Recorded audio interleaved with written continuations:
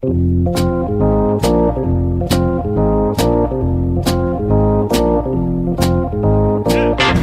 us a little bit about what you saw and being able to relay that message to Cora when you watched Kimbrel pitch and kind of help out so he wasn't tipping his pitches.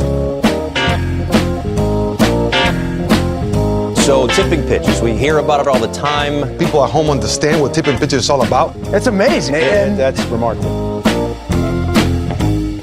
Alex, we're doing something new on the pod. We are. 6 years in, we're still making history. You know, we're still pushing the boundaries of what's possible on the Tipping Pitches podcast.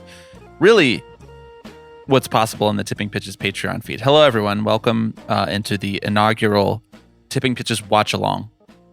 Today, we will be doing a watch-along commentary of the 1993 American coming-of-age sports comedy film co-written, directed, and narrated by David Mickey Evans, The Sandlot. Heard of it. You may be familiar, The Sandlot.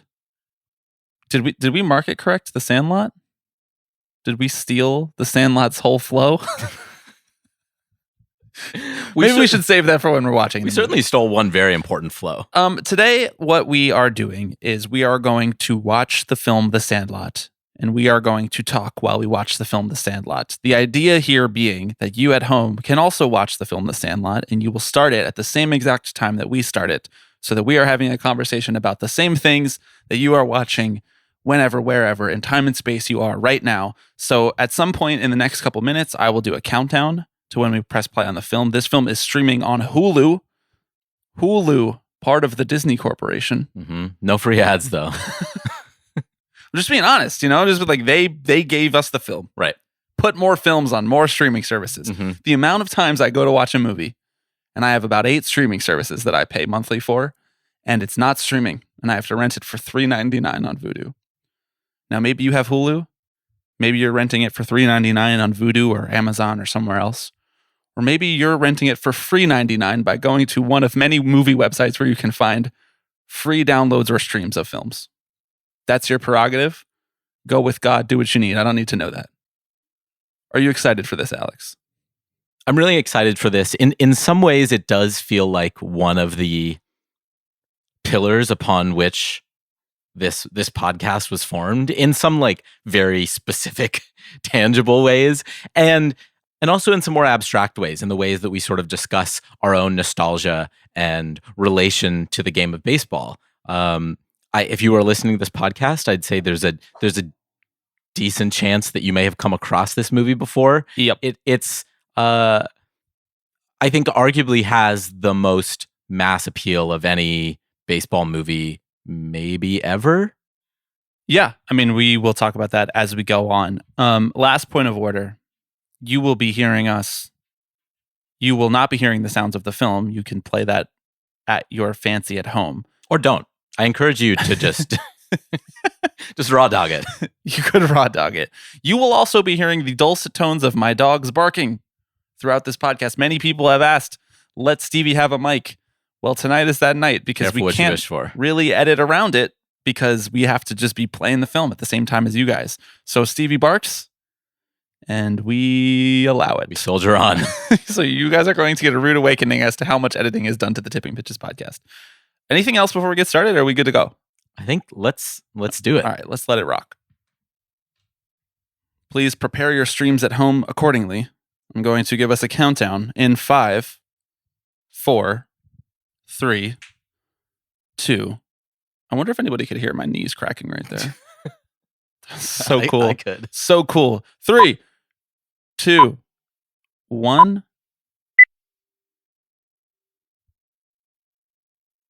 Blast off. There it is. Metro Goldwyn Mayer. Yeah. Lions roaring. You have thoughts?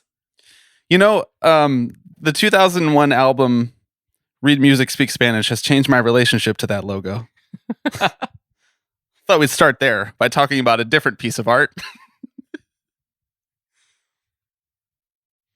We have just reached the title card of the film, The Sandlot. I'm not going to be narrating every single scene, but I figured for the first couple minutes, it might be helpful just to have a little signposting as we have the opening credits here. I wore my Dodgers hat today I noticed that. in honor of Shohei Ohtani. as a way to reverse jinx Yamamoto going to the Dodgers. There you go.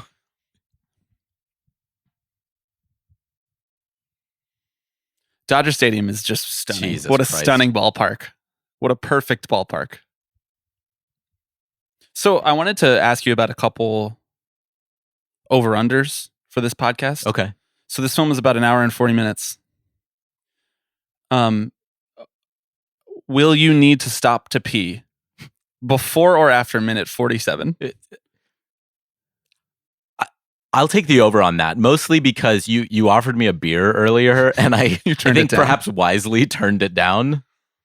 Will Stevie's first legitimate barking fit? Not just like an errant bark here and there. Will that come before or after minute 25 in the runtime? I'm going to go before. I'm going to take the Okay, heavy great. under So you're on taking that. the under on that. Now we are seeing the photo, the iconic photo of the Sandlot members.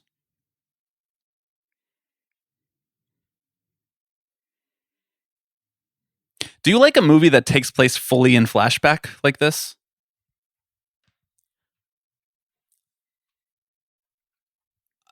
I think that I do.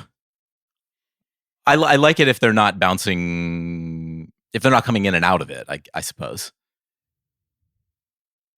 So you don't like when a movie is like flashing back constantly. It depends on the flick, I guess you could say. But I kind of like these where they have set the scene already that this is almost taking place in someone's memory, yeah. because that's what a lot of this is about, right? Is kind of the memories that you have of childhood and baseball and friendship. Yes, clearly like one of the themes of this film is nostalgia and memory and how we remember things and how we glorify them and how nothing can ever feel quite as sweet as it does when you picture how it felt in your childhood. And here's a question as we get to the end of the title sequence here. You've always got one. Directed by David Mickey Evans. Mm-hmm. Based on, in part, his own childhood. I would imagine so. He's actually the one who's narrating the movie.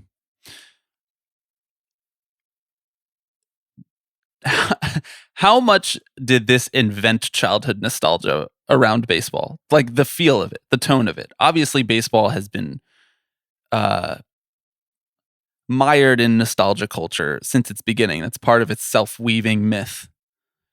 But do you think that this film is an inflection point in baseball being a game of childhood nostalgia?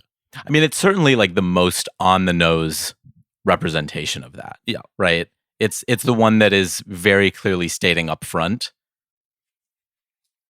that this is someone going in the recesses of his memory to relive the glory days, in essence. I feel like most other baseball movies, the onus is kind of on the viewer to recognize the nostalgia, the names that pop up. And this one fully leans in, for better, I think. Amazing pajama set here. Amazing pajama set.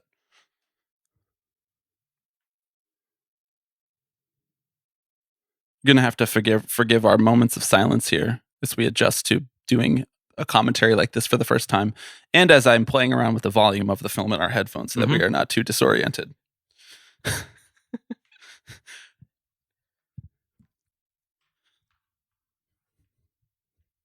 Just the absolute sweetest kid, I just want to say. And the dorkiest dad, maybe? And the dorkiest dad. Also just such a sad like relationship that they have. He clearly wants the love of his stepfather. To the extent that he calls him dad and then is like, sorry, no, never mind. Amazing pink house. I want to live in a house that looks like that. You know that this song that's playing right now, which I can't think of the name of at the moment, but this jangly piano tune as we look at Vincent Drugstore. This was in the running to be the Green Onions. I toyed around with it. Yeah. We really like when we were trying to think of theme songs, we were like, there's one place we have to turn. There's one place.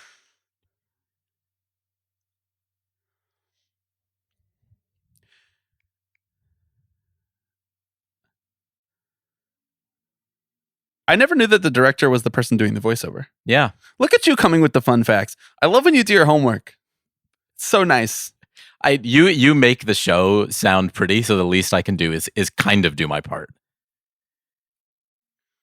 Such a nice energy to this. This man, Benny the Jet fit God. Well, what I was just about to say is that Smalls is wearing something you'd see a young man walking around Brooklyn, New York wearing about today. They all kind of are, though. Yeah. Benny the Jet does have a sort of distinctly Los Angeles energy to him. Mm-hmm. A lot of lefties in the Sandlot. Yeah. Don't know if I ever clocked that.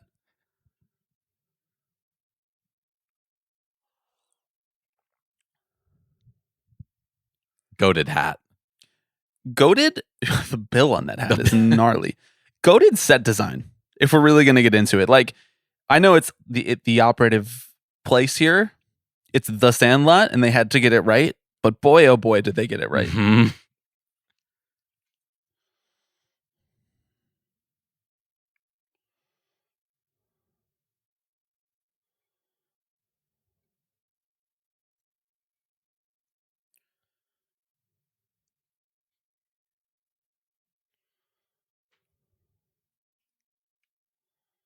We've all been there. I respect the choice not to move.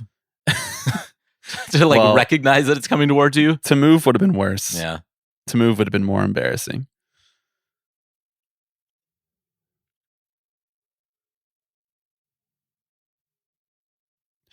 Is this what you say to yourself before we start recording the pod? This is what I say to Don't be a myself goofus. every morning that I wake up. Don't be a goofus. Don't be a goofus.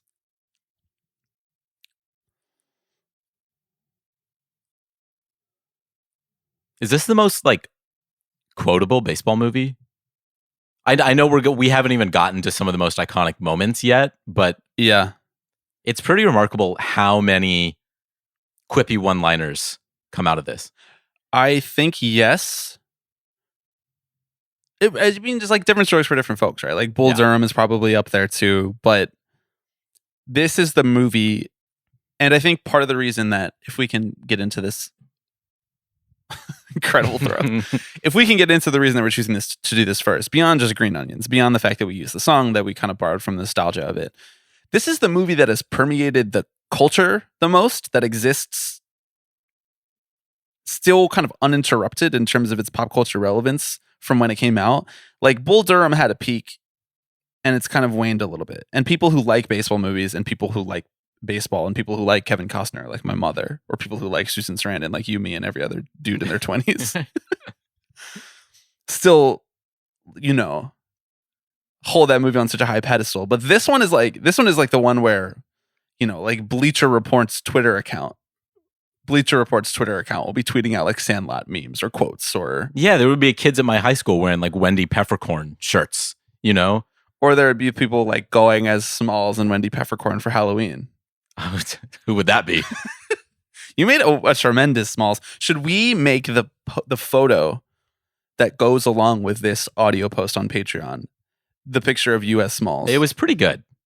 If I can toot my own horn a little bit. I don't know if I would like to toot it that much. One thing about you going as Wendy Peppercorn and Smalls with your now wife is that I feel like maybe I should have coordinated better to also be a member of the Sandlot. You could have done a banging Benny the Jet. I could have. It might have been slightly offensive. My culture is not your costume, Benny the Jet. Yes, I could have been Benny the Jet. I also could have been Ham. Could have worn a red wig. Could have painted some freckles on my face. Or I could have been our guy right here. Face it, I'm just an egghead.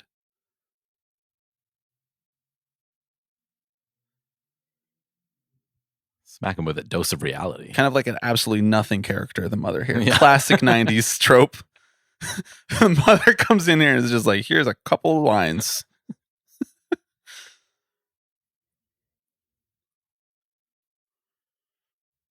She's getting a fit off, though.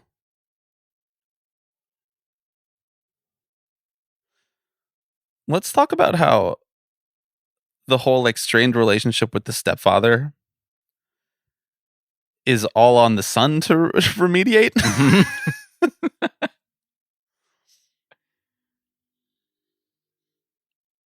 But the thing is, he's trying. He's like trying really hard. Like, it's not like the son is like, you're not my dad. No, not at all. It's quite the opposite. He's like, I'd love for you to be my dad. And Bill's like, I'm doing the fucking crossword. Right, yeah. I'm under the gun doing this crossword.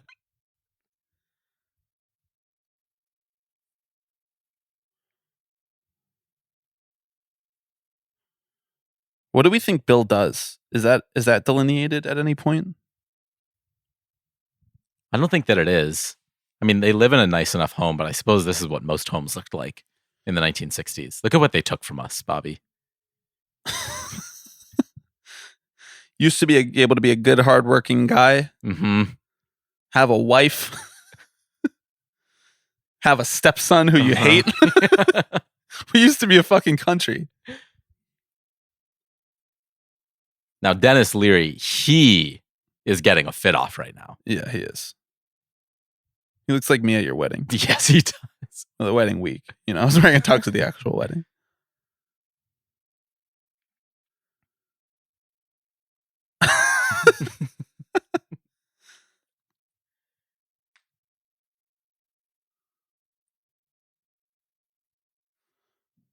Also, for what it's worth, we were mistakenly saying that you went as Smalls and Wendy Peppercorn.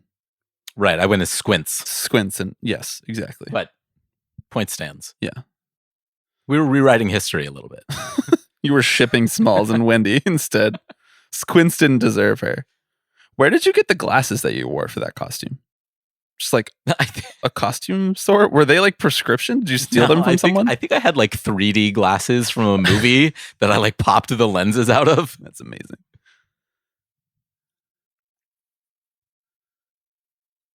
Do we think Dennis Leary might be a risk analyst? Weren't most people? What jobs did people have back in the 60s? Yeah, I don't know.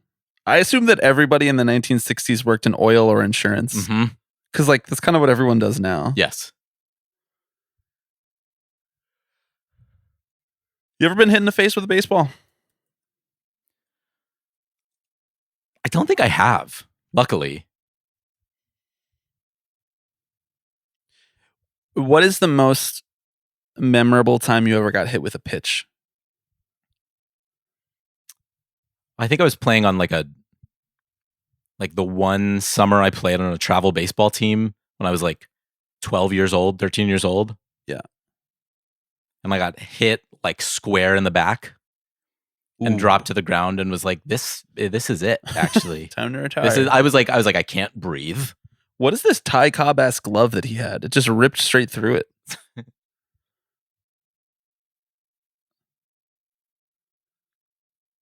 Love that Dennis Leary's out back there throwing curveballs to his kid. I you know? I know. Throw you in the deep end.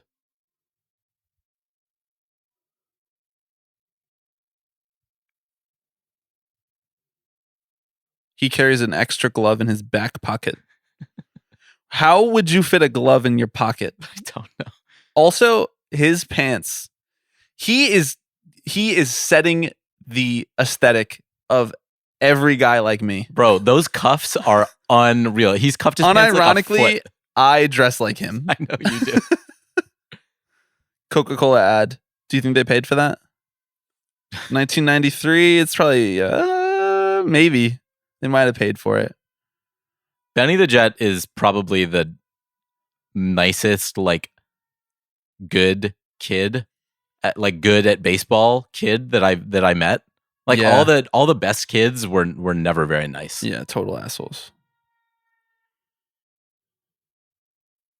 What a squad.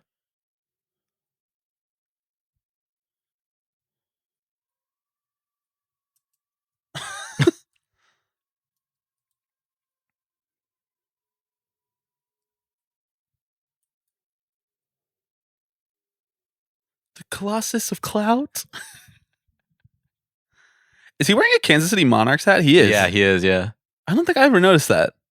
So you asked me before we started recording, and I told you to save it for the pod. Mhm. When was the last time I watched this? I think early pandemic, winter 2020, when I had driven home to see my family for the first time in the pandemic. And I think over Christmas that year, I watched this. But I have not watched it for at least 3 years, maybe more. Yeah. When was the last time you watched it? Great scene. The 1-by-1 spit. It's been probably longer than that. I probably watched it in college at some point.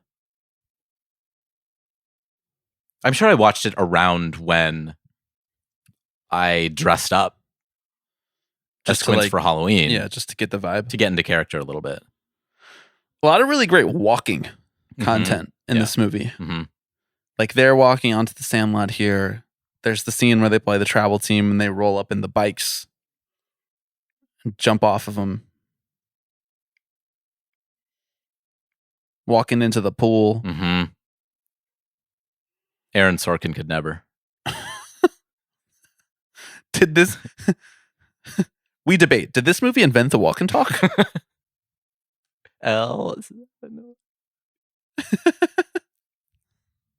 Book it right there. First quotable.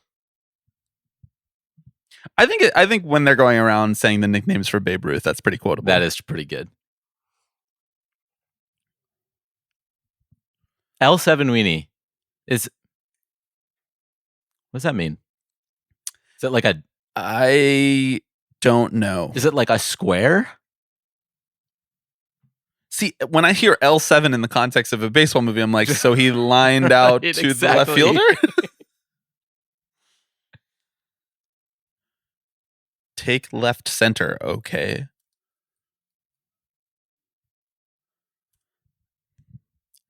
I love they've already got him shifting in his first game. This term, an L7 weenie, was made popular by the movie The Sandlot. So this is cut from whole cloth right here. Did I get that right? Is 7 the left fielder? I'm always yes. I was like, let me just make sure. The numbers, like, I've never really been much of a scorekeeper, so the numbers sometimes I mix them up.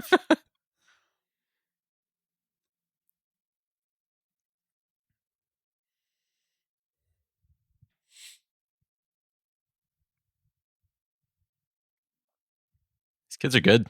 Yeah, they're not bad. One of the more unbelievable parts of this movie is that they would all be playing in jeans.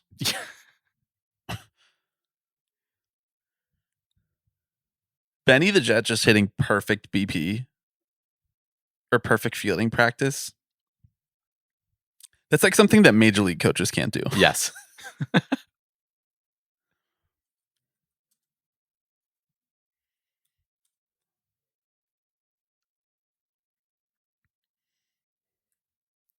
I told you before we started recording that I'm just gonna come in with like dialectical analysis. Yeah, you should. You know, That's what people want.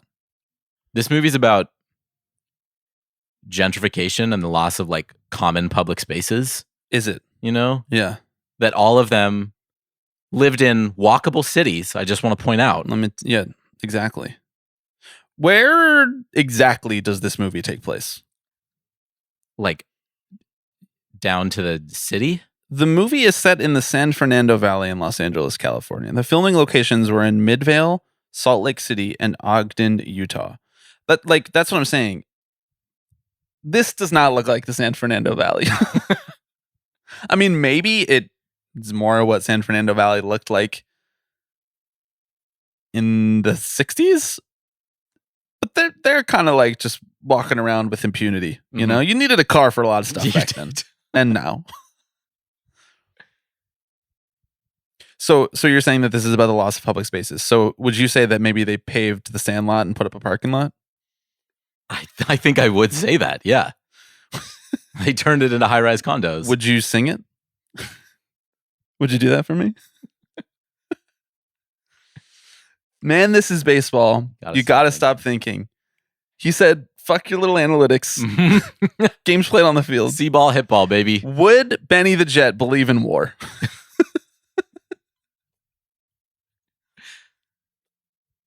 I think he would, honestly. I think he seems like the kind of guy, because he does, we learn that he, ultimately has a career. Spoiler alert. Sorry, this movie came out 30 years ago. I'm kind of like, as we sit here, maybe like 10 or 15 minutes into this pod, I'm feeling a little bit like shit heel. I'm just going to try to troll you this whole time. That's cool. That's good. It's been a long day. This is my third podcast recording today. This is my sixth podcast recording this week. It's Wednesday night. Mm-hmm. But this is the most important one. You get to break up all the other noise. If you count the Tipping Pitches podcast, and if you count the week as starting on Sunday, this is my eighth podcast. Sorry, you were saying that. Do you count the week as starting on Sunday? No, I mean, okay. I usually don't. God does. Right, God and like whoever makes calendars does. As you know, big believer in God. Mm-hmm. See, he just believed in God right there. He stuck that glove up and prayed, and it worked out. So you were saying that Benny the Jet is an analytics cuck. That's what you were saying. Yeah, yeah. He seems like the kind of guy who would come around to it eventually, who would see the benefits that it can bring to his game. You know, a perpetual improver. Well, I'll tell you one thing. He's a swing playing guy. That's right. Whatever that means. He does swing with like a sort of Josh Donaldson like uppercut.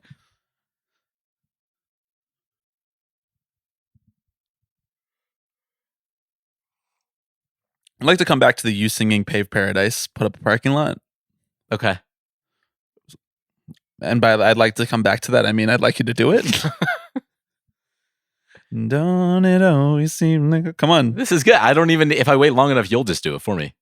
Nobody wants to hear me sing. They want to hear you sing.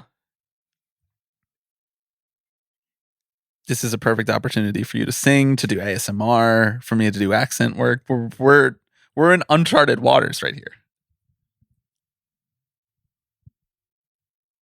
He just like already has a new best friend.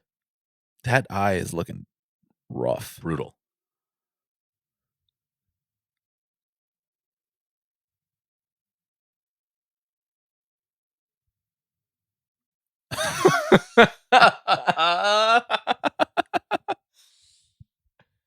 He extra glove and hat. Yeah, he's some kind of wizard or something. He's pulling stuff out of his hat. He was years ahead of, you know, like the hype beast. That like, doesn't look like the San guys. Fernando No, Valley, bro. That doesn't look like that. That looks like Utah. He's just Baseball like me. Stuff He to is remember. just like me taking notes. I have a notebook next to me right now. Mm-hmm.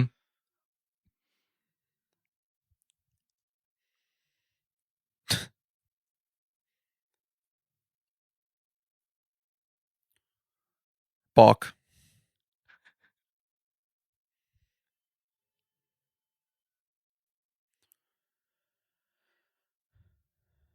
Love that wind up. Yeah, it's amazing.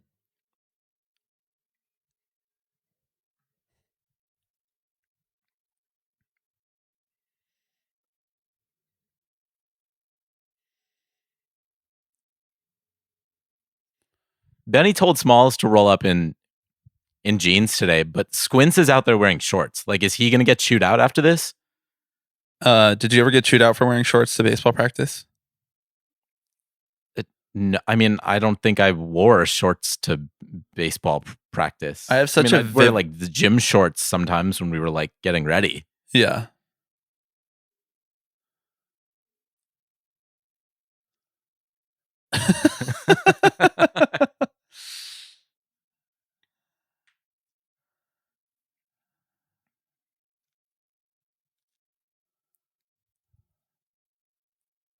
So this is he's not wearing those. He's wearing jeans. His jeans are cuffed super up to cuffed, his knees. Super cuffed. Okay, I take it back. So we're now at sort of the inciting incident of the film, which is Ham hitting a home run and them needing a new ball. Love the score here. Mm-hmm. I love it's very Psycho inspired. They prevent Smalls from getting his head absolutely shredded here. And I assume most people know what's coming, which is that he is going to take the baseball. Spoiler! Signed by Babe Ruth. But I'd like to start this conversation now because I feel that it's important. this is all Bill's fault, right? Yeah. Like the fact that he would be sitting in his little memorabilia room, the scene that we already saw, just kind of like gently eye fucking the ball,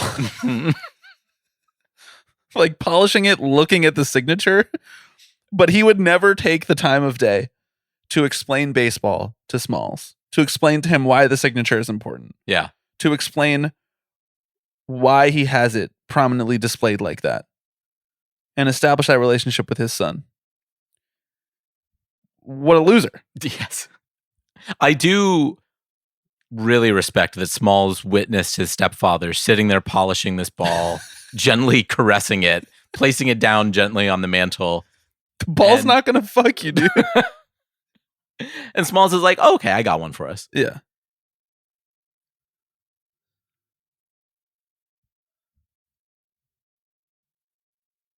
So could you say the threat of the dog is the fear of growing up that looms over all of us? I was going to say the slow, deathly creep of capitalism. That too. Yeah. You might even say the dog is the threat of nuclear annihilation. I mean, think about it. Cold War, You might say that. Southern California, Americana. Are you saying that? There's just a dainty little fence between them and annihilation. You know, I don't think I ever realized how fast this all happens. I know. Like, we're already at the campout scene. I went to the store earlier today and I bought stuff for s'mores because I was like, that would be a fun thing for us to do while doing this pod. And I don't have them prepared yet. I wasn't expecting this to happen so fast.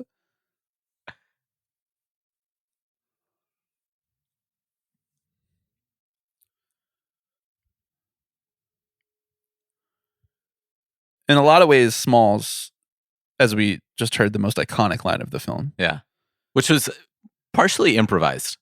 Is that right? The line is supposed to be, "You kill me, Smalls." Oh, he crushed it then. He did it much better. He nailed it. We were just letting kids improvise. This movie is goated.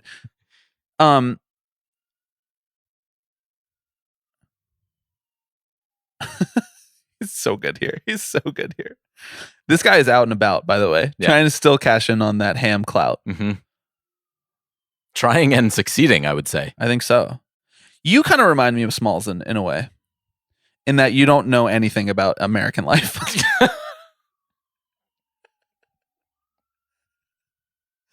The way they react to Smalls not knowing who Babe Ruth is, or Smalls not knowing what a s'more is exactly how I reacted when you didn't know what a hayride was. I know. Like, identical. I know. I was Trust like, me. what I think is about wrong it every with you? day. I was like, did you fall from the sky It's gonna haunt at me. age 18 when I met you? Was that the first time you ever interacted with a human? Yeah.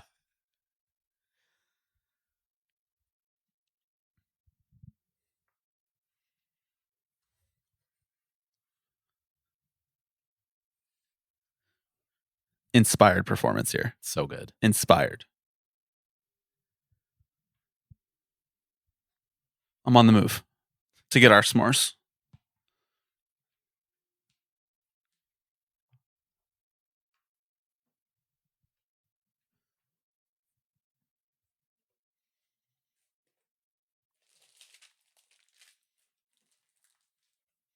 I want to know. I mean, speaking of pups, I don't know exactly where we are in the movie, but I may have lost the Stevie bet. You might have lost the Stevie bet. I mean, Sometimes- we're all better for it, but Sometimes it's just that, like, if we're talking, she's not as focused on the little noises outside. right. So She we're gets keeping her startled entertained. every 3 seconds. Yeah, exactly. I believe you have lost the Stevie bet.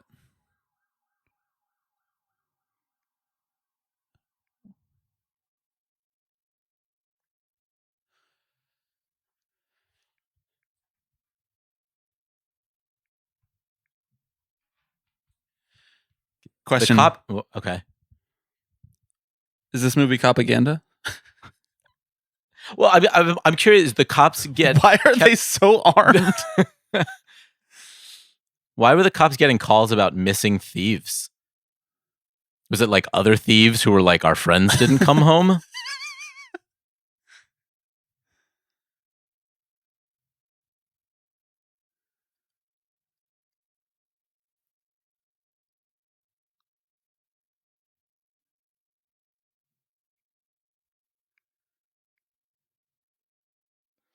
So maybe this is a good time to bring up one of my favorite pieces of trivia that I came across, which was that That's what Stevie looks like when I tell her to stop barking. I know I want people to have that visual in their head. Yeah. So you All just heard Squints say his grandfather's last name, Forever. Palidorus. Forever. There it is. Another quotable. So I mentioned earlier that this is based on a true story, Yeah. or at least based on your own childhood memories. Right. So there is a real Michael Polydorus Is that right? who sued 20th Century Fox and the producers of the film for defamation. Oh my God. over the character of Squints, because he thought it was derogatory and caused him shame and humiliation. Derogatory? In what way? On what grounds, sir? I don't Don't share a fun fact with me if you haven't read the whole transcript of the court case, Alex. I mean, Little ASMR opening. This is really good. The I get some graham crackers. Listeners love this. Hey, listeners do love this. I suppose you could argue that it is like vaguely ableist in the way that all kids are vaguely like ableist, in that he has like a nickname that refers to the fact that he wears glasses. But I don't know how I'm just going to leave that one. I don't know how this is causing you like emotional distress. I would like to say the courts ruled against him. He's probably just mad that he didn't get money from this. Right.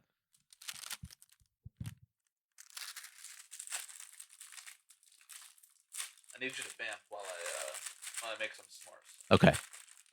Another insert shot of something that is extremely not the San Fernando Valley. I say my favorite part about that right there was when you asked me to vamp and immediately picked back up the microphone. Some things cannot be let go. You can take the boy out of the pod. I want you to be doing this with your glasses more. When you see something you like just can't believe. Yeah, like just an old timey cartoon. Yeah. Well, I should do that as much as I can now before I ditch my glasses and change my whole vibe.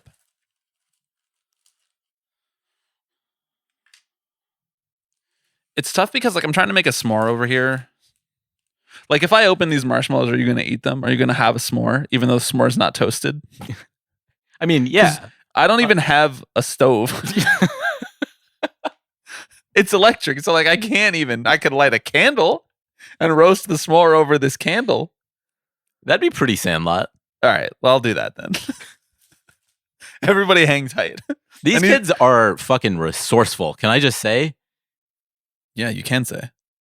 Great. These kids are fucking resourceful. You can say that again. I'm not going to roast it over the candle. I'm not going to do it. I don't know what I'm doing and standing up. I don't know why I think that I was going to do that.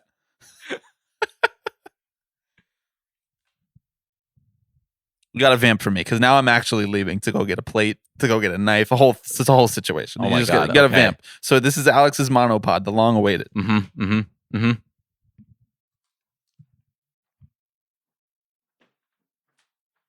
Damn, this is crazy, Bobby. You're never going to believe it.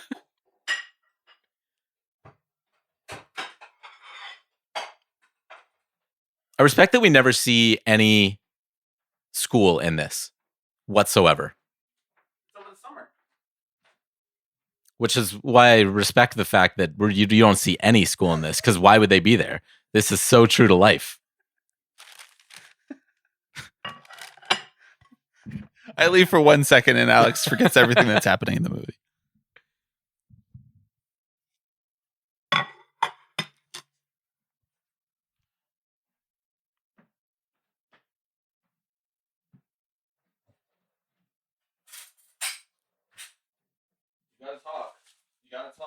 Apparently, this pool was like 56 degrees while they were filming this. So when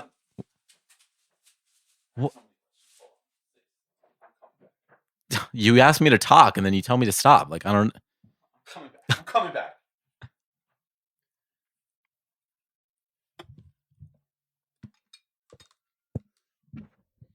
When you say a number like amazing cannonball scene here. Yeah. When you say a number like apparently this pool was 56 degrees when they filmed this. Did somebody like put a thermometer in it, or was that just like at some point somebody was like it felt like it was about 56 degrees and then that just like went on the IMDb trivia page? I think it's definitely that. Well, that's the thing. It's like when you read through the IMDb trivia, it's like how serious is this? Yeah, what's like, the bar for getting on this page and like talk with the director and say, give me all the trivia you can think of? Is it collected from various interviews over the years? So it's at this point that I debut my s'mores take. Okay. Are you aware of this? Have we ever talked about s'mores? I don't think we have. Marshmallows are horrible. Wait a second. Okay. Marshmallows are Is this horrible. why you're holding this thing in your hand? Yes. It's a gun. I'm going to shoot the marshmallows. No, I'm holding a banana because I use banana to replace s'mores. Because bananas taste better than s'mores. They're not the same. Marshmallows? Yes, sorry. I use bananas to replace the marshmallow in a s'more. That's fine, but that's just like not a s'more. This has been debated. And I guess I concede that point, but I don't really care. I don't care. Why would you ever eat a marshmallow on your own accord? Those of us in this world who have opened our third eyes, we don't fear big s'more. We don't fear big mallow. Well, you know what I will say is that I've never been a huge, as you break out the things to make s'mores, I've never been a huge like s'more guy. People are like, at the fire, they want to do it. And it's just like, I don't want to have to sing for my supper, like I don't want to have to roast my food first. Says the guy who cooks dinner a lot. Well, yeah, exactly. So why add one more thing on top of that? They're also just like messy. There's a lot of variance in the result. I'm gonna like light my marshmallow on fire guy. Well, I thought you didn't like marshmallows. What? Well, if not everybody acquires me a banana, Alex. Okay, I don't always get that choice, that luxury. This is an all-time plot that he's come up with here on his own. The fact that he didn't tell any of his friends because he knew they wouldn't be able to fake it. Yeah. To fake drown. To get close to Wendy Peppercorn. You can't do this anymore because of wokeness. Well, but he's cooking here.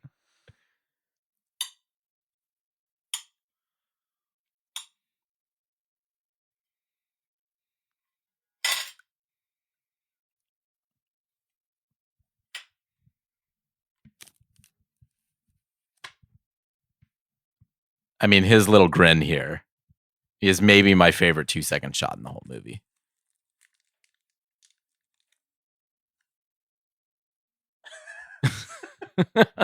Yeah, he looks pretty crappy.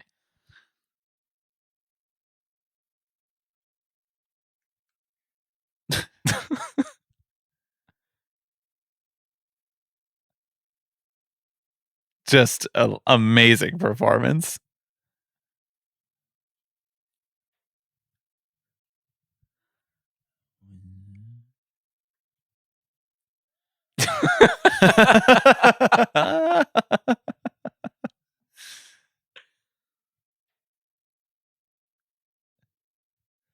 One of the best needle drops in movie history. Mm-hmm.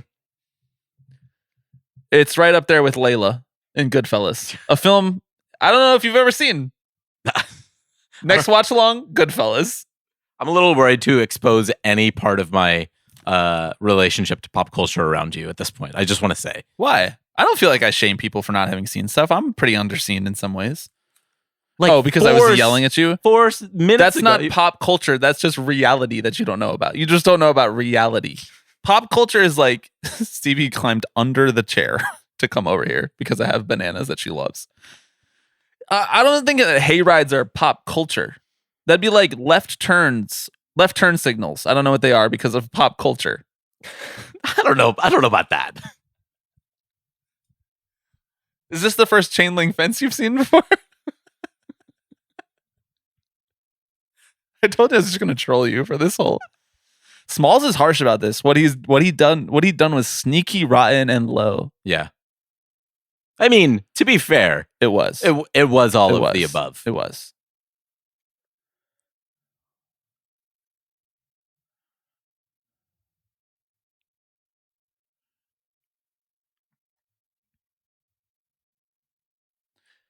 This movie is kind of like Goodfellas for 7-year-olds. A reference that you wouldn't get because you haven't seen Goodfellas. I'm done. I'm out of here. Yes, success. Tiki Torch. What's the first thing you think of? Just pointing that out. I have some thoughts about Bill.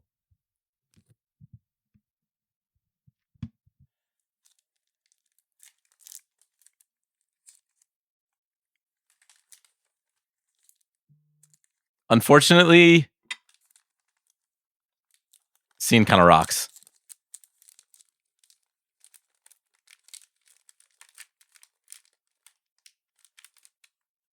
So I suppose at this point I have questions about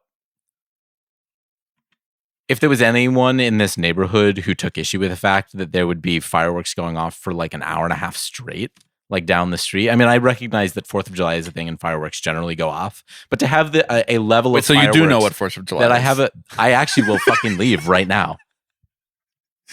No, I hear what you're saying. I don't care if you hear what I'm saying. His name is Benjamin Franklin Rodriguez.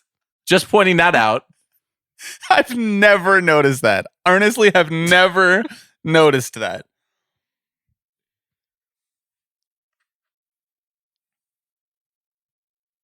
This is an amazing scene. Mm-hmm.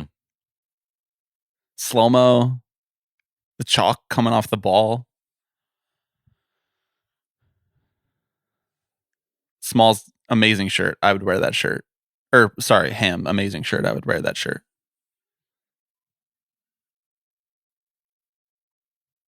We do kind of ignore the fact that like you could not play baseball in the dark just from the light of fireworks. No. I mean, I recognize this movie is about like suspending disbelief.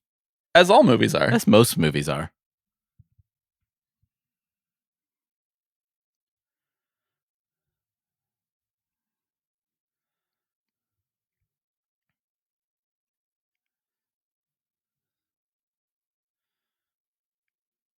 This is how I'm going to feel in my brain, these fireworks going off and them just shaking their head in wonderment. That's how I'm going to feel when Yamamoto signs with the Mets. Well, that's how I felt the first time I saw a hayride. I was like, what? This is what I've been missing?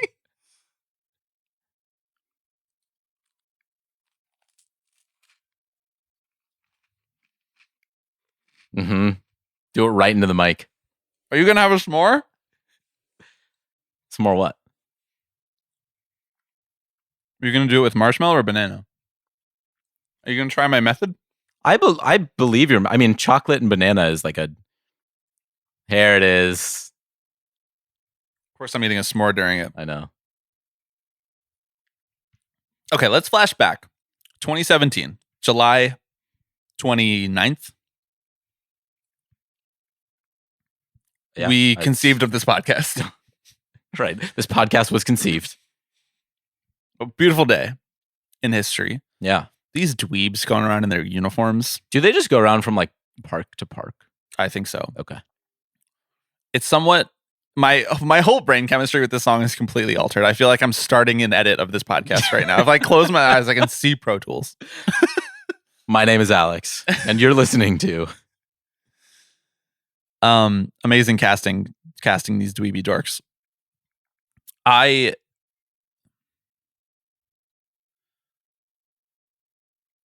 July 29th, 2017. It's 4 a.m. We're like, what should be our theme song? we finally land on something from Sandlot. There's a couple different options. I'm like, we'll figure it out. We'll figure it out after we record in the edit.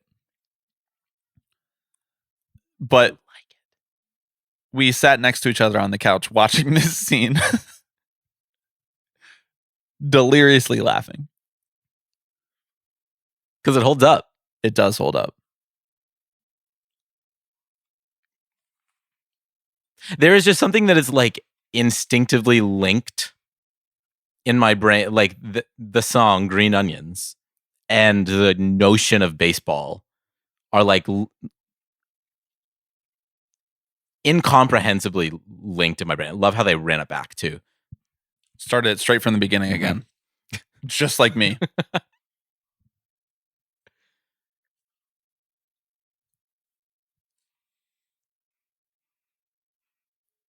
Like I just love me a little riff, you know?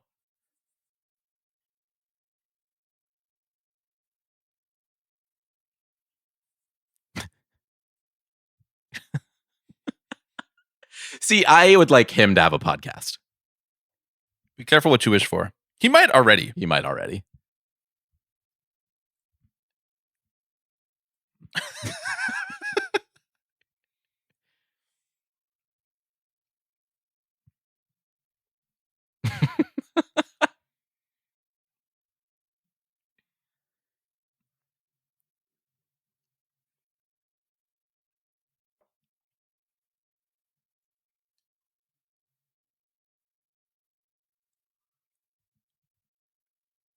I'm loving these transitions too. All-time song here.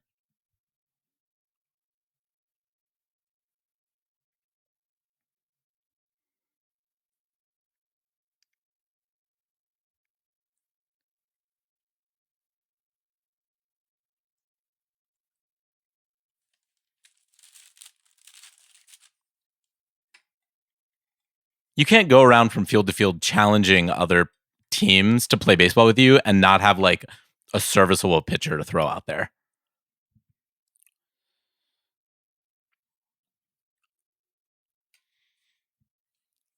Do we think that this is actually how it happened? Or are we to believe that this is an unreliable narration from Smalls? I'm just kidding. Obviously, they wiped the floor with them. Yeah. These dorks.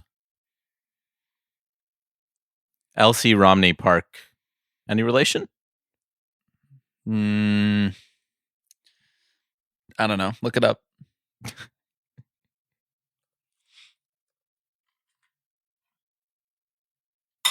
The s'mores live on the pod. Bold choice by me. It was. I don't think LC Romney is real. It's a shame. What do they know?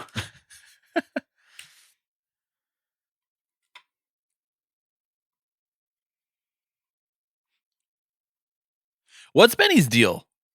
What is this? Like, where does he get money? Is he robbing sporting goods stores? Where is all this stuff coming from? I didn't have that kind of stuff as a kid. I know. And like also still have time to like take reps in the cage. Does he work? Is he like significantly older? Didn't we already do that joke? I know. I just want to point out I love that this is the kid who eventually gets lost in the 60s.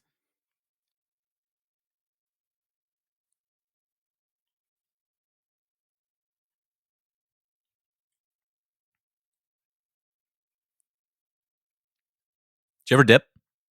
Never. Likewise. No interest. Doesn't seem appealing. I have never even smoked a cigarette. You are quite pure in that regard. I have smoked like cigars, Black and Milds, which I guess is kind of like a cigarette. Kind of like a cigarette. Yeah. But worse. Yes, really disgusting stuff.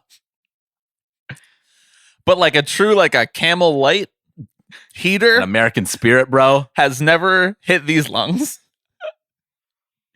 I can't say the same, although I would say on the rare occasions in which I've taken a hit of a cigarette, I've had roughly the same reaction as these kids are about to have.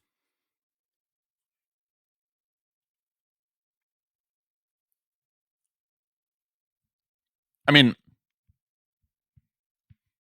everyone like who I played baseball with, who tried dip for the first time, like in high school, they all passed out. You just got to power through that part. Yeah, you know? you have to desensitize what your body is trying to protect you from. Like with everything in life, it's about building up a tolerance. I say yay to that as I'm on my 8th espresso shot of the day. Right.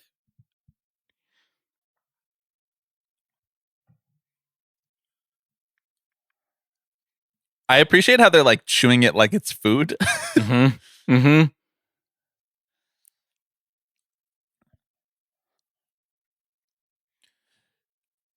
So you got sick and threw up when you took a hit of a cigarette?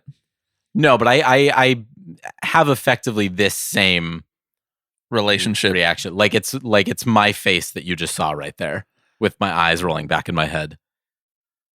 I have a question. Okay. What on earth Wow. were they all eating Way to make it more look like vomiting content than I remember.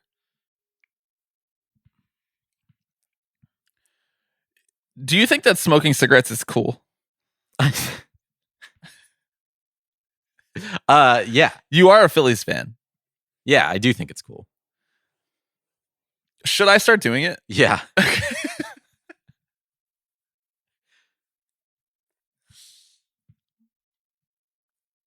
Great. I'll start doing Okay, it. good talk. Thanks. Sold. What kind of suit is this clown wearing? I thought it was linen at first, but it almost looks like it's a raincoat. Tell us what you do, coward. Tell us what you do. I need the shirt that Smalls is wearing right now. I need it. I know. I need it bad. Mhm. Like, have you gotten me a Christmas gift yet this year? Because if not, find me a shirt like that.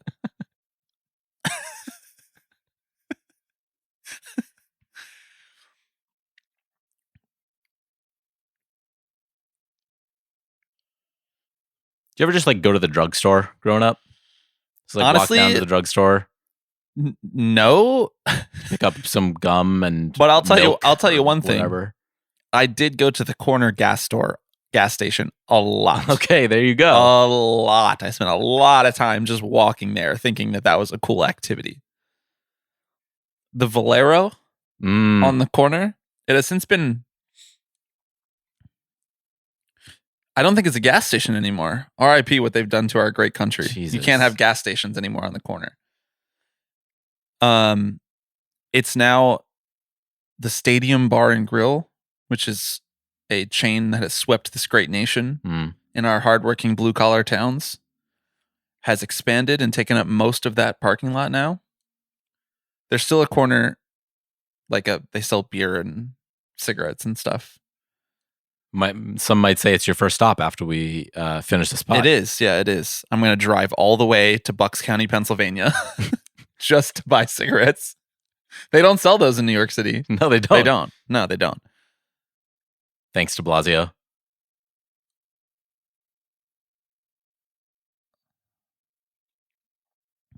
Of course, I was also wrong about the inciting event earlier, the home run being the reason that he needs to steal the Babe Ruth ball. I was just wrong about that. This is the reason. Because he literally hits the cover off of the ball, which is cool. Yeah. Bitchin'. That corner store is where I would go and I would buy candy bars. I'd buy sodas, buy Arizona iced teas. That corner store is where I bought my first lighter. Wow. What? Can't tell you why I needed a lighter. Wasn't for cigarettes. We're smoking cigarettes.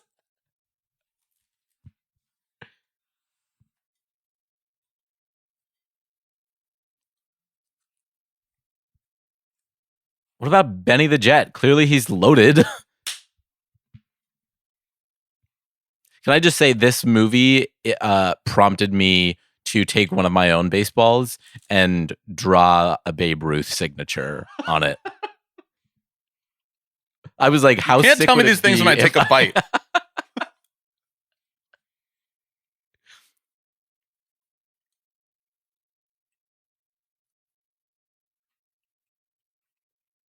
Two uses of bitchin' in like 3 minutes.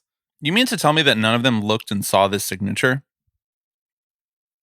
I know. After roasting him like relentlessly for not knowing who the babe They're is. playing with a ball that has Babe Ruth's signature on it. Number one, I want to go back to a point that you just made while I was shoving my face full of s'more. Okay. That point is Benny the Jet had an extra glove and an extra hat on his person. Yeah. In Jesus. why did that startle you? I like was half paying attention. This is what this movie does to you.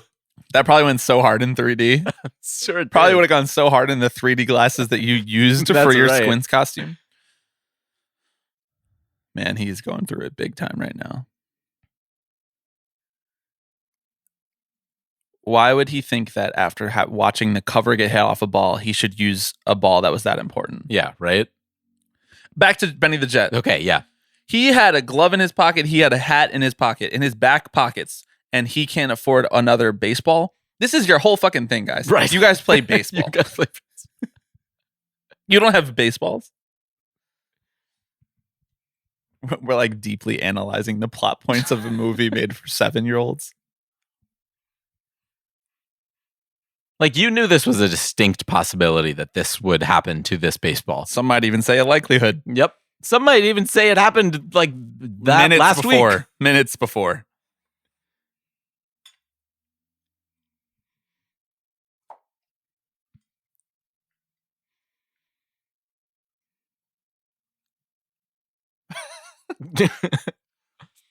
This is we are now about to enter into one of my favorite sequences of the film. The montage of them trying to get the ball back. Yes. Yeah. A lot of inventiveness, a lot of practical filmmaking going on A here. lot of engineering. Suddenly he has like a kind of heavy Long Island accent. That wasn't my ball. It wasn't my ball. Keep going.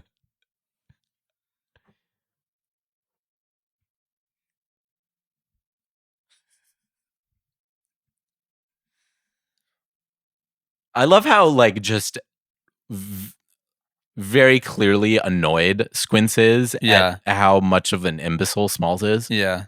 Poor Smalls. He's a fish out of water.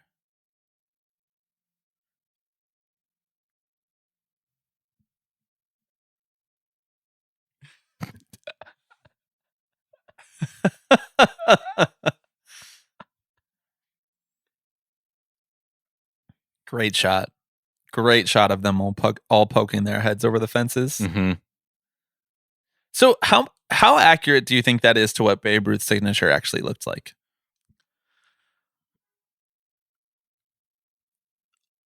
I would think pretty accurate. I mean, there's probably a pretty easy way to find that out. It certainly was accurate to the one that I made for myself. There's a copy of a copy, though.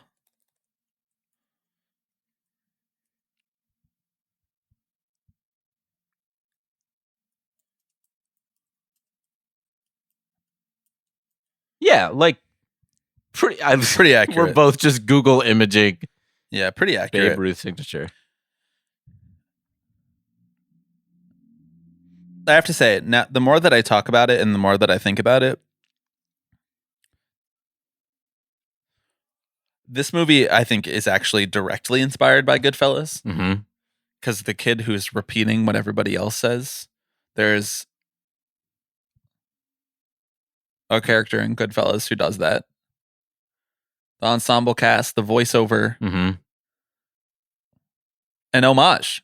Now I'm starting to piece together something right now. Okay, So I'm the I'm alpha seeing and the the take omega come together. of my film I'm taste seeing next month's newsletter in real time. was developed by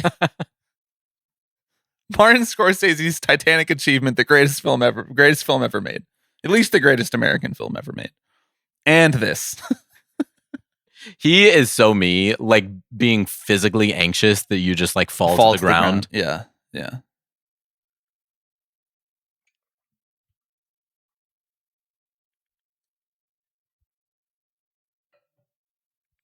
That's all they needed. That's all I had to do. They had to get bottles.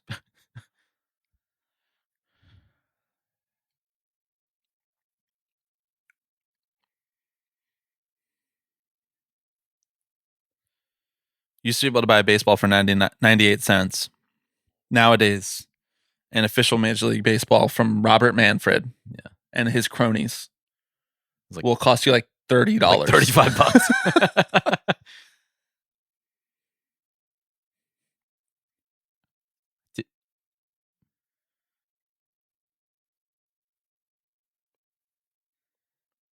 I don't know. Just practice the signature once or twice. Yeah, but I did when I was doing it. Yeah, of course you did. You know, people don't know this about you, but you're a special talent. They don't, just from listening to this pod, they don't know your myriad skills. I like the scuff mark that's on the ball.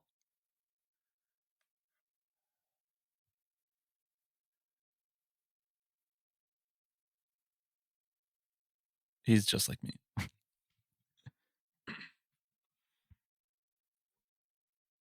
But just from listening to the pod, you know, people don't know about your penmanship.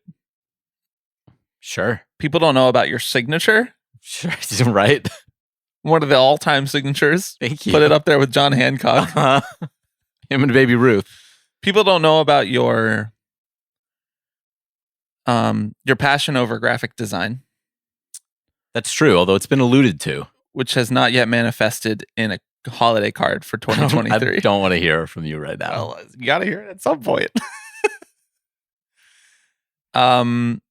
They don't know about your cooking skills.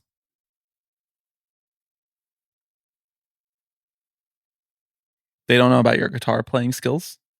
Your career. True. My short-lived career. As a rhythm guitarist? Lead guitarist? It's lead guitarist, yeah. Wow. For a band known as Beefcase. Beefcase. Man, people who aren't on the Patreon are missing out on some primo content. Hearing about Beefcase. Really pulling the curtain back. Let's see, what else don't I know?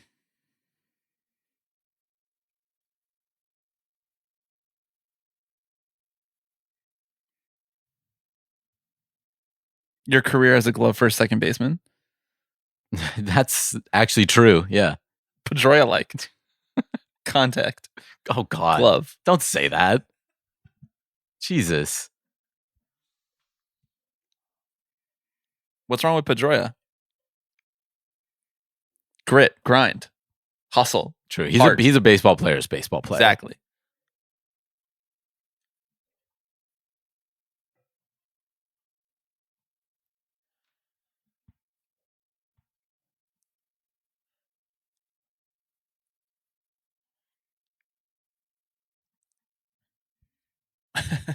That's us trying to come up with something to talk about for the pod. After we thought about it real hard. We had absolutely no topics to discuss. Oh, the slobber. The Wheaties Periscope. It's unbelievable.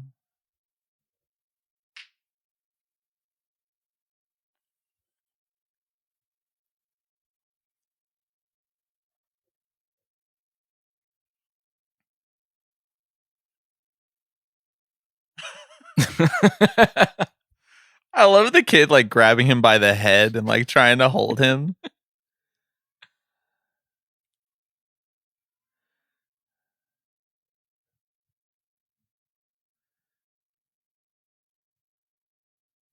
Like, these are really ingenious. Yep. See, this is where I would have came in my childhood as a member of the Young Engineers Club. Oh, what would you have done? Probably exactly this. Exactly this. You would have come in and said, "Nope, yep, you guys are doing all right. Keep doing what you're doing." Hey, boys, good work here. What is this, a union job? You got one of them working and 7 of them standing around watching. Looks like we got a union job here, boys.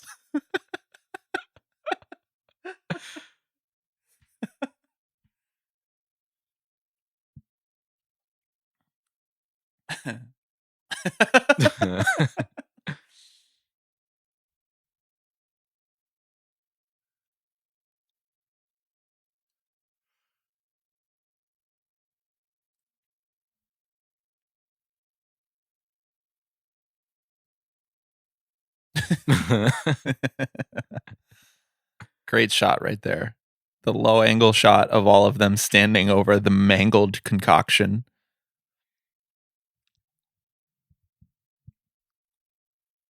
So, a question I have about the motivations of this movie.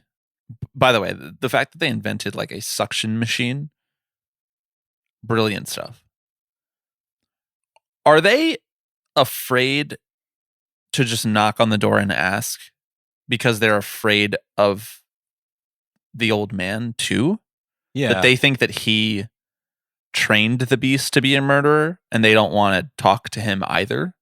Right. I mean, I think that they were alluding to the fact that he had unleashed the beast on a kid I see. and had killed the kid. Like 3 different vacuum cleaners. Once again, that's physics, bro. Sorry, that's physics, baby.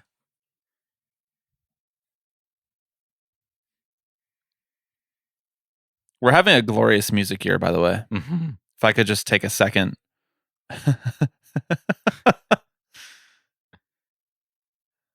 This movie must have been so fun to shoot. Absolutely. It just must have been so fun to be on set for any of this. You just get to yell half the time. Or like throw your glove on the ground and fall like to how the they- floor laughing. They ask him what's going on, Squints, and he's like down below them. They're in the treehouse with vacuums going, and he's whispering, and they can just hear him. Is there an off button for the vacuums? Yeah. But then you wouldn't get this wonderful sequence, Alex. Do it for the shot. Oh my gosh. Oh my god.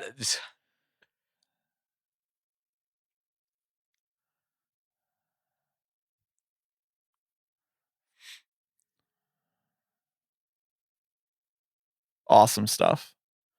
Practical filmmaking. Mm-hmm. We got to go back. And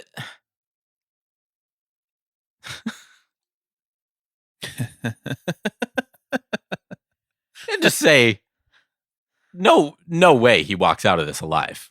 Alive? Yeah, I guess he would have got like the.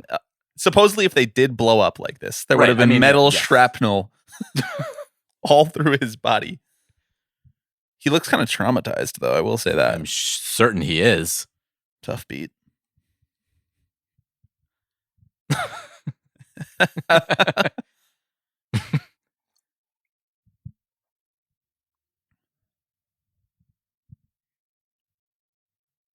They kind of just did an airborne attack. Yeah. Just so the record can state. Come on, Stevie. You can come up here. Come on. I just want to say if that's me, I'm going home for the day. It's not my ball, you know? Exactly. I'm supposed to believe that I care about Bill. Yeah, this one's and Smalls to an extent. It's kind of on you, buddy. Yeah. Amazing Converse. I want those Converse. Yeah, so the Converse and the PF Flyers, Yes, which are about to come into play. which are about to come into play, are just remarkable in this. They don't make them like they used to. They quite literally do not make them. So, is this film a commentary on fast fashion? On fits, yeah. The degradation of society. And the quality of our products. Mm-hmm. You know, America used to make things. Yeah. America used to make like ropes that would hold you over your neighbor's backyard. This poor child.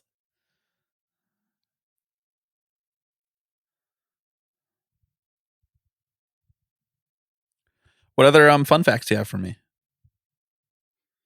Have we exhausted them all?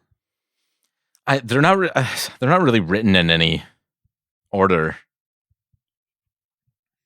or like organized in any way. You're much better at organizing your thoughts ahead of time, I think.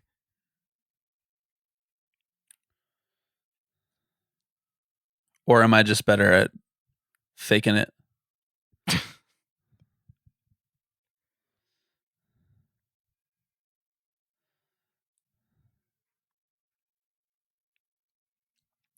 Tell me a little bit about the dog that they used for this film. Well, Got to be several dogs, right? so there's a. Obviously, these are like prosthetics, like right. So for the most of the movie, it's like their imagination of the dog looking much bigger, and then there's a real dog that comes in later. For most of the movie, it's like a mechanical dog of sorts, and then you do see the real one later. Although apparently, this mechanical dog would like malfunction sometimes. So like when you see them running and screaming, it's not like 100% acted. Oh. Were any children murdered in the process of filming this? Not to my knowledge. How about maimed? Maimed? We're getting closer. I gotta say, all these kids are wasting their time playing baseball if they are able to build stuff like this. Like, there's money in robotics. Exactly. They are go invent something in the 1960s, 50s, late 50s. They are inventing robotics. Yes, exactly.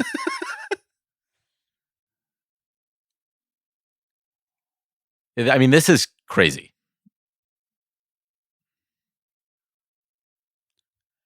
Yeah, I was building like Beyblades at this age. You know what Beyblades are? I'm afraid to tell you. It's okay if you don't know what Beyblades are. That's some real dork shit that did not really penetrate the culture. But I know some people listening right now are like fuck yeah, dude, Beyblade shout out on the pod. Like Bionicles. Yeah. Yeah, Bionicles it might not surprise you to know, very deep in on. Yeah. I had the Bionicles movie on DVD.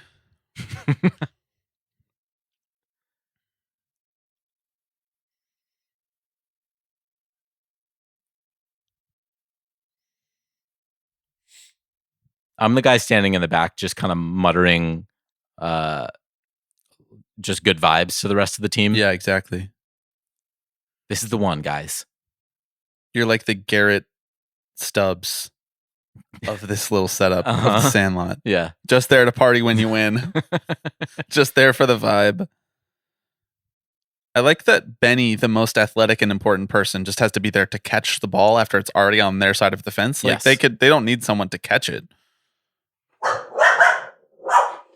There it is. Stevie, right on cue. No, this is actually in the movie. It's actually really hilarious timing that Stevie's barking during the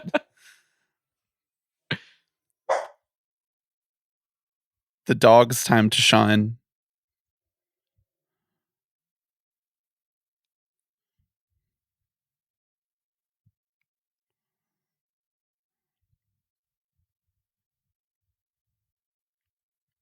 Do we think that Stevie shares any DNA with the beast? Without a doubt. No question whatsoever.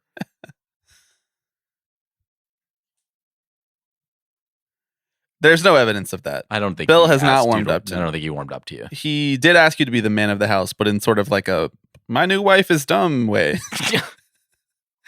It wasn't like I like you now, kid. It was like it's kind of like you're 12 years old. You're basically grown up now. You're basically more important than an adult woman who I have married.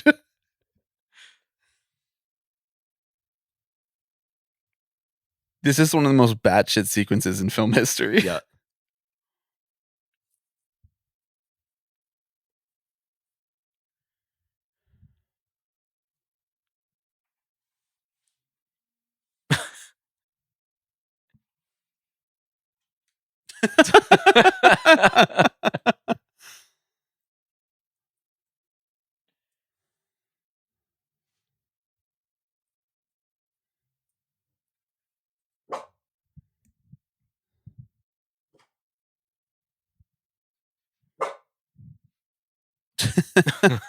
Amazing use of dopey. Yes.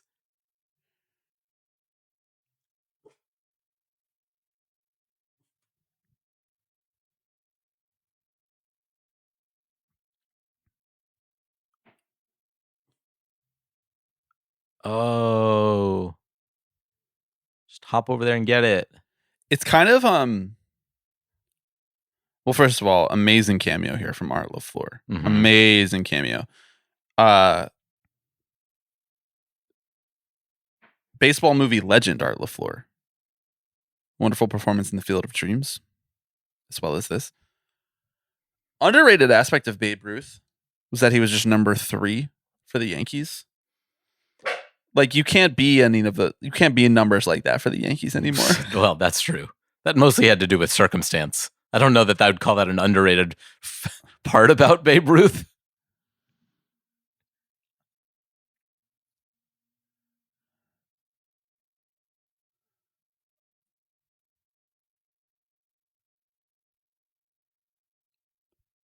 Another underrated part about him is that he let his poor wife Helen die in a fire in his house. Don't fact check it.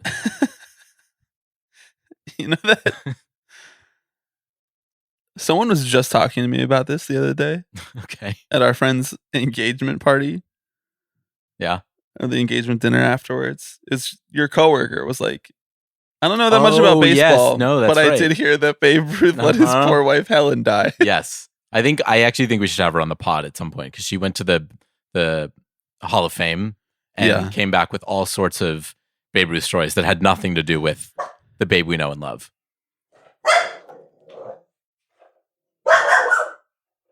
There she goes. There she goes.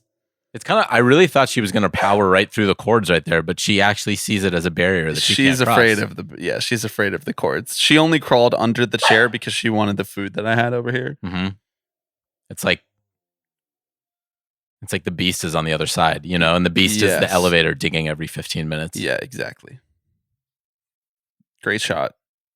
What composition to this shot right here. Mm-hmm. Look at this rule of thirds, Alex. We got the house on the left. We got the trees on the right. Okay. Question for you. Are we about to witness the greatest sequence in baseball movie history?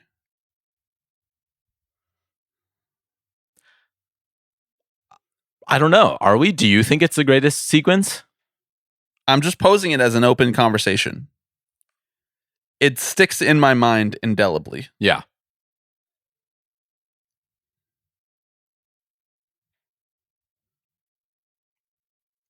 I feel like there are scenes from this movie that actually stand out more than this, despite the fact that it's such a sort of pivotal moment.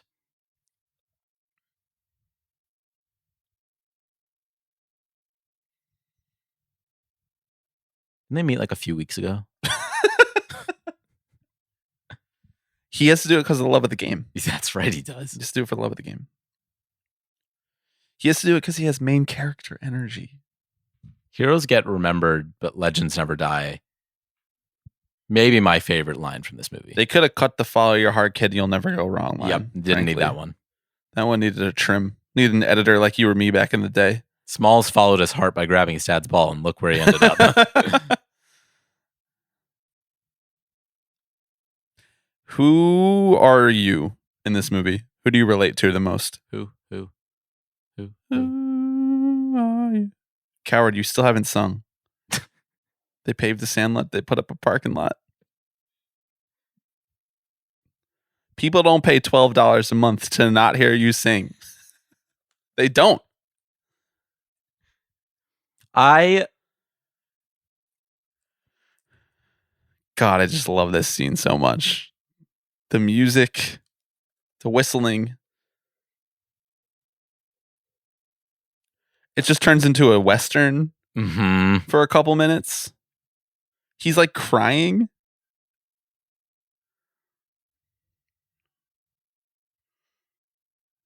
This dog seems very sweet. It does seem very sweet. Once again, huge Stevie energy. The beast was misunderstood. I mean, let the beast cook. I think quite literally that is what we learn later on in this film. Spoiler.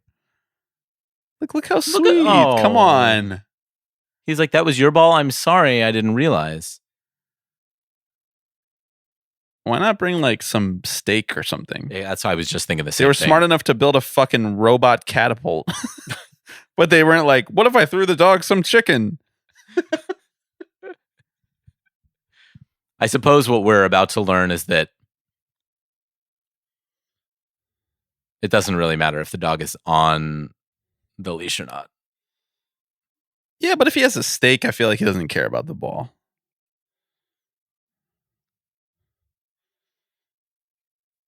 Oh, you meant a literal stake. See, I was thinking like they got like a stake that they could plant in the ground and like No. tie his. No, I mean like a ribeye stake. Mhm. Suppose they don't have the money for it. They need to connect more Exactly. bottles. If they had steak money, this wouldn't have been a problem in the first place. Okay, no, I take it back. You're right. That this is Most the iconic scene. this is the greatest sequence in movie history. Yeah. In baseball movie history, at least.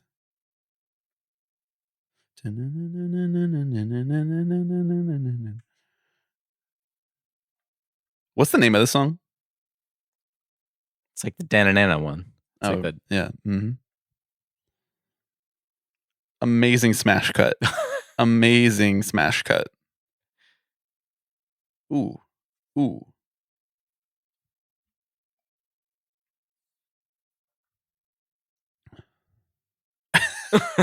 Like this is just cinema. This is cinema. It actually is. This is cinema.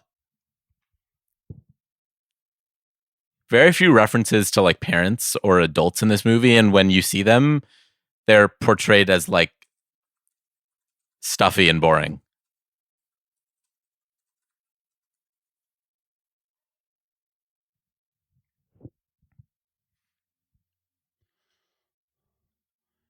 The name of this movie that is playing. Of this song. No, the name of this movie that is playing as he's running through this auditorium. Oh, I see. Is called The Wolfman.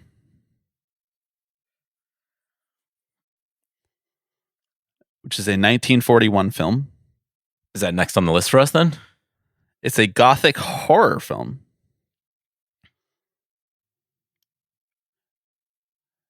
That has had a great deal of influence on Hollywood's depiction of the legend of the werewolf. A little bit of foreshadowing there. Directed by a man by the name of George Wagner. Come on. I wish I was You can't lying make to that you up. because I'm a little freaked out. Because that is my father's name.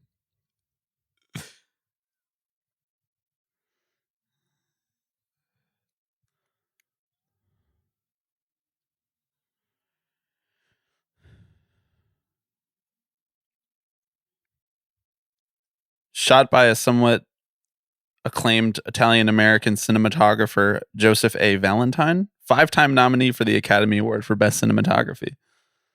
The more you know. George Wagner. That one's gonna stick with you, huh? It is with 2 G's, Waggner. Oh, I was like, isn't George usually spelled with 2 G's? Oh, I love a good cake gag. That's me whenever I see a dog. Yeah, Big doggy. Actually, though. That's the little kids in the park next to where I live whenever they see me walking Stevie, and I always have to be like, you have to be careful with dogs that you don't know. Yeah.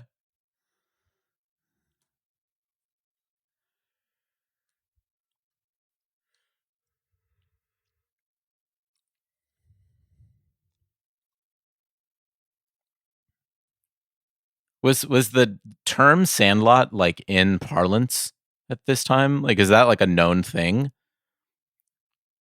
Did they coin it? Or they like it is a baseball field, but it is located on a lot of sand. No, they did not coin this. Sandlot baseball is a competitive and athletic sports game that follows the basic rules and procedures of baseball. It is often less organized and structured, as the name alludes to a makeshift field or an empty lot. Its origin is in the 1850s.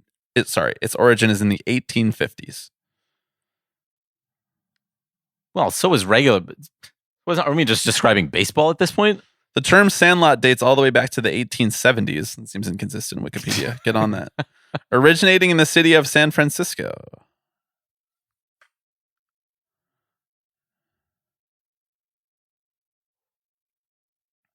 Now I'm just on the Wikipedia page for pastime. I love this.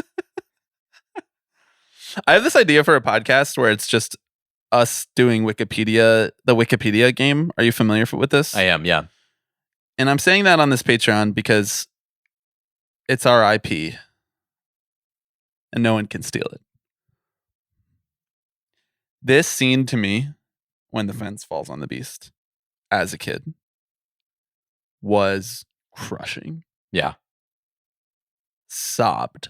Sobbed. Really? Yeah, dude. This is fucking heartbreaking right here. Like that scene, that shot of the beast just lying there sad with the fence on him. Yeah.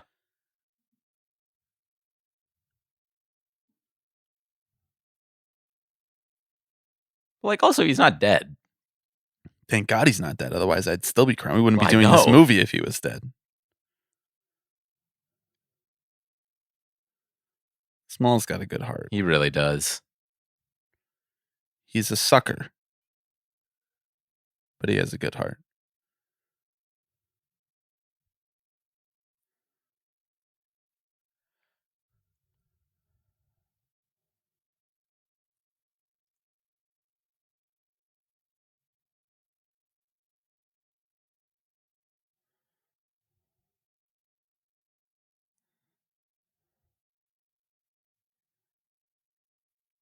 How familiar are you with the film Homeward Bound?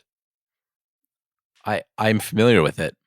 I dare I say haven't seen it. I was never a big like dog movie person. I was like, we get it. Like it's probably sad at the end. Look at this. He's kissing him in the face. He's It's gorgeous. just like, let's go. You know, like, let's go. Yeah. Like Lassie. Why can't we I'm be not in. friends? Why can't we all be friends? Uh-huh. The power of cinema. Behold, the beast is actually sweet. You bet you feel like you got wrong-footed, Mhm. viewer. Homeward Bound. Back to Homeward Bound real quick. Gotta say, still have never watched that film without crying. This is what I mean. So, I mean, I'm not going to spoil it for you if you've never seen it. But that would be a truly unhinged episode of the Patreon watch along. It would. I'll start for one thing, it has nothing to do with baseball. We'll do it on the same feed when we watch The Wolfman. Did you see that dissolve fade cut? Yeah. That was so Once sick. again, the transition in this movie are next level. This is a well edited, well shot, well made, well written. Just a great movie all around. yeah. This is a movie that holds up. Yep.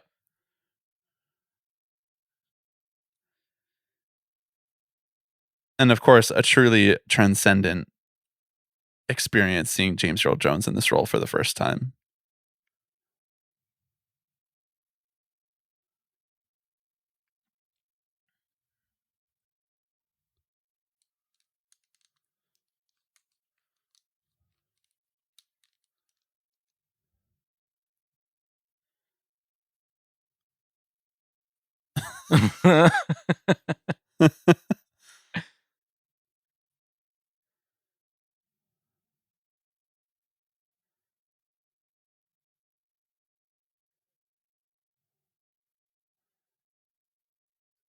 Am I to believe that they just went through all of this? This is very funny. Yeah, I know. Why didn't you knock on the door? So am I to believe that they almost died for this baseball? And then they were like, well, did you get it? And he's like, well, did you get it? And they're like, yeah, here. And they hand it to him. That's the Babe Ruth ball? They just handed it to him? I mean, it's not worth very much at this point, right? Like, what's he going to do with it? As we're about to learn, it actually doesn't mean that much to him.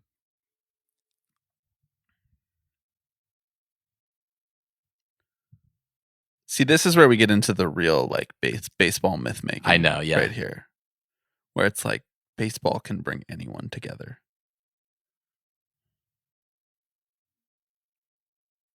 There's just something about James Earl Jones.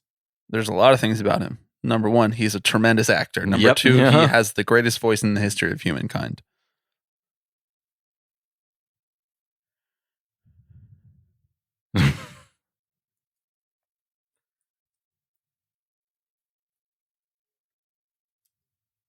This is where he does a speech. The one constant through all the years, Ray. So this movie was 4 years after Field of Dreams. He was just in his bag then.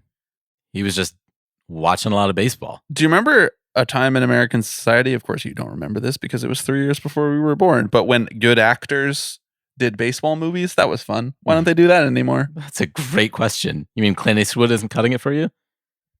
They did have some trouble with that curve. You know, every once in a while, you find a curve that you have trouble with. Yeah.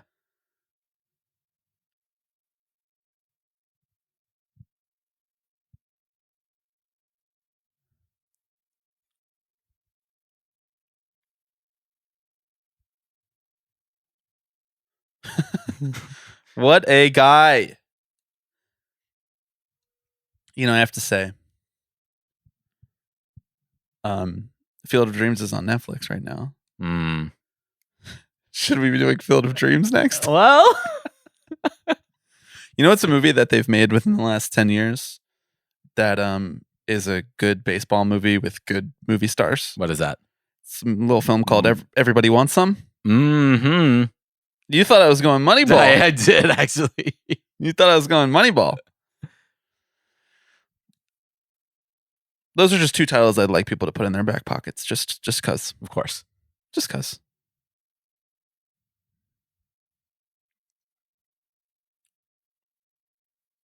This is you talking about your days Yep. as a glove for a second baseman, Baseball Dustin is life. Pedroia That's type. right.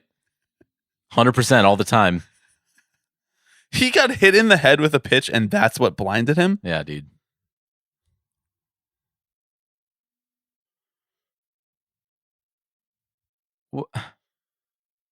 That's the first podcast. Look at that Philadelphia Athletics banner behind him. Did you see that? Did you catch that? I didn't. Well, we got to rewind now. You broke the whole All experiment. right, yeah, I'm sorry. Why didn't he ever go see what was going on in his backyard? Or in the plot behind his back? He heard kids playing baseball. Was he just everyone's scared of me? I'm not going to risk it? I don't know. Maybe he was doing some crosswords. Maybe he was busy. Maybe He was managing his assets. Can't people be private in their own homes anymore, Alex?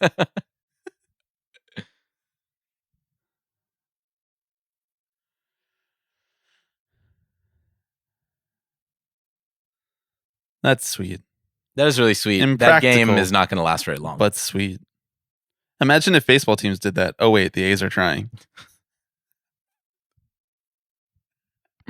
I'm sorry. I'm sorry. And we're back to reality again. I'm sorry. Look at that. They got him his own little shirt. Oh, how sweet.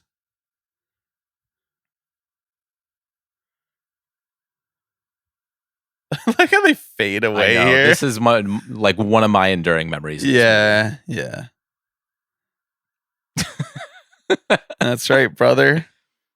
I like to think that he went to Woodstock, and became one of the Japanese holdouts. Yeah. Who never learned the war ended and just kept partying.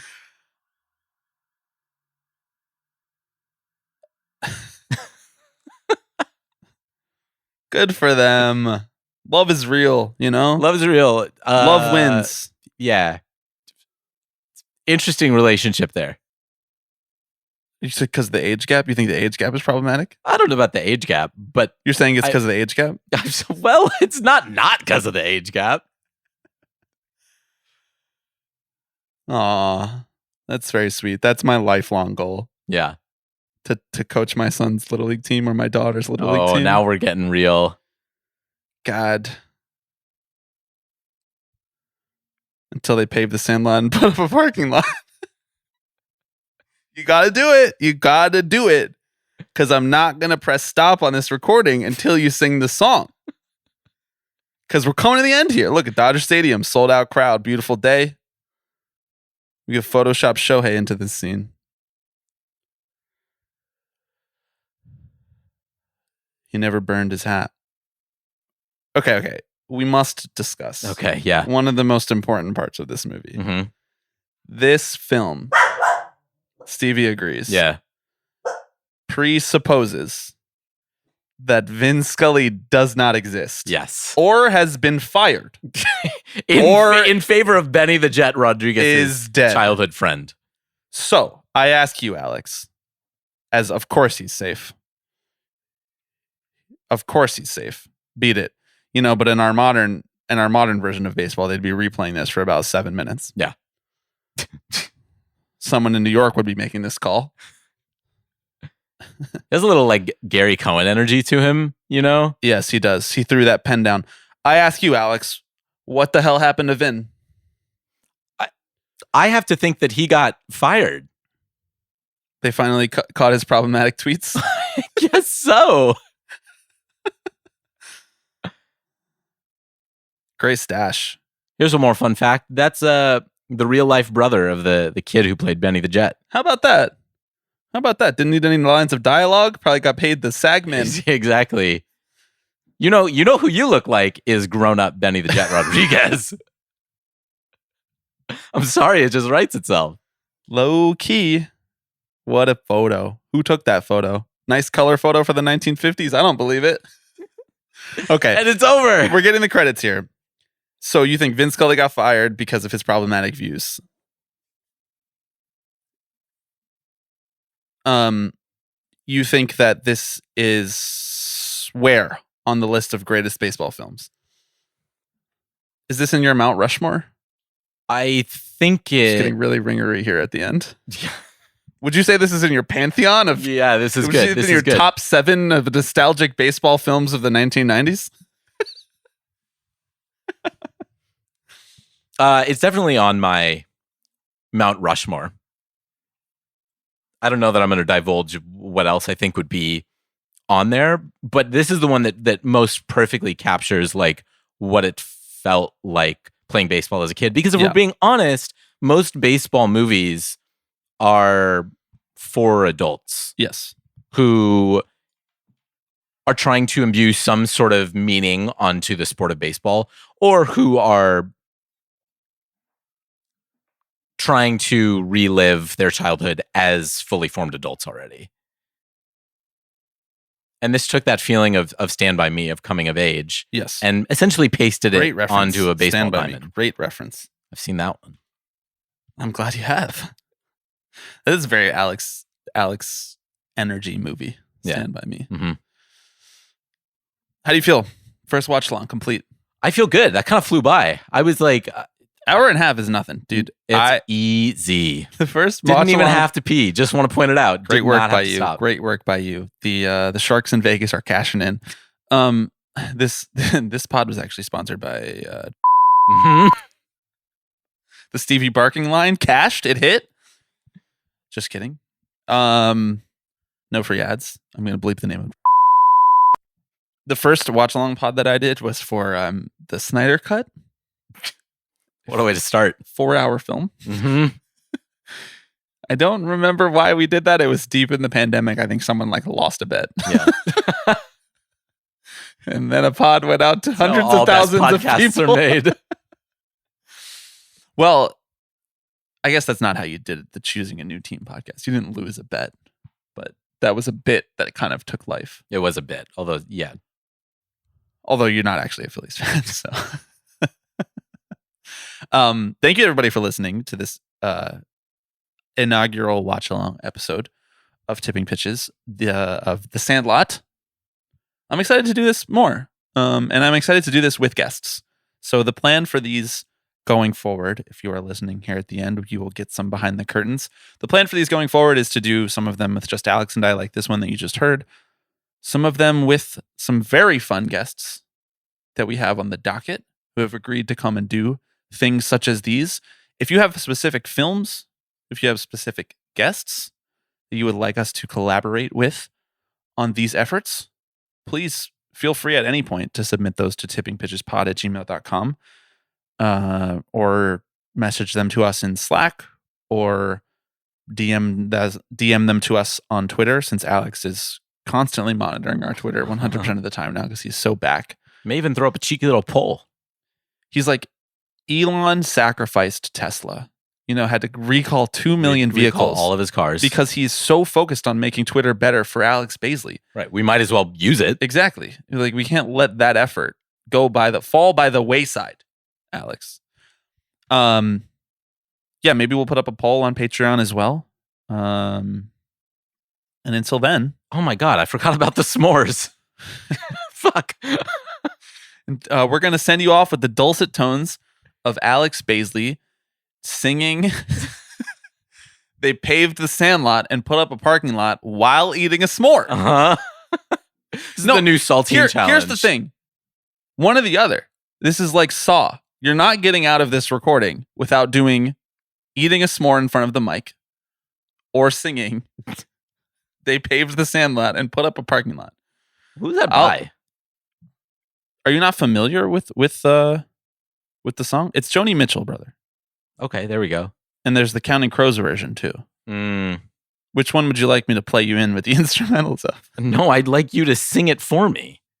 Start me off. Oh, you want me to do like a little beat for you? Right. All right. I think I'll take the s'more at this point. No one wants the s'more. Why'd you give me the option? Because I thought that for content you would make the right choice, but it turns out that content doesn't matter to you. It doesn't. That's not my job. Sorry. Do you know that actually today when I was this is a digression, that today we were finalizing our proposals for our new collective bargaining agreement at the Ringer Union, which we are presenting tomorrow. So if I seem particularly unhinged, potentially it's because I've spent like 8 hours over the last couple days writing collective bargaining proposals. And that I remembered, this is horrifying, by the way, just listening to you chew dry graham crackers, just horrifying. The stuff of nightmares. That I remembered that my official title is not senior podcast producer. According to our union contract, I am a senior content producer.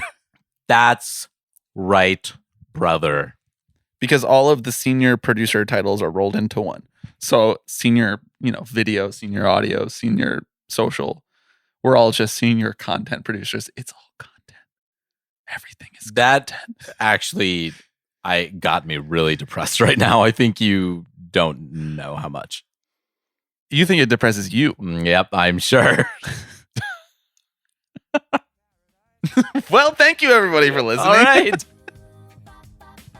We will be back, I don't know, like in a couple days on the regular feed and in a couple weeks here on the Patreon feed. We really appreciate the support as always, and we will talk to you next time. Don't it always seem to go that you don't know what you got till it's gone? You pay paradise and put up a parking lot.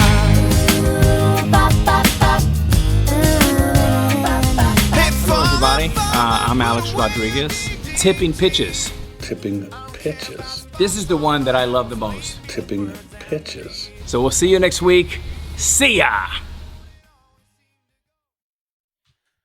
Don't it always seem to go that you don't know what you got till it's gone.